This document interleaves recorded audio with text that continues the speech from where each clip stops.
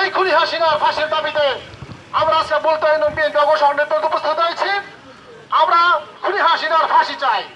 জুলাই আন্দোলনে প্রায় 1400-এর অধিক ছাত্র যুবক নেতারা আত্মহত্যা করেছেন, তাদেরকে খুন করা হয়েছে। আজকে সর্বোচ্চ আদালত কর্তৃক তার একটি নজিরবিহীন, বাংলাদেশের প্রেক্ষাপটে এরকম নজিরবিহীন সিদ্ধান্ত কখনো দেবে না। বিগত আমলে সরকার শেখ হাসিনার নির্দেশে কত খুন হয়েছে। আমাদের ছাত্র জনতা, আমাদের কৃষক জনতা, আমাদের আলেম সমাজ তাদের হাতে কত নির্যাতিত হয়েছে।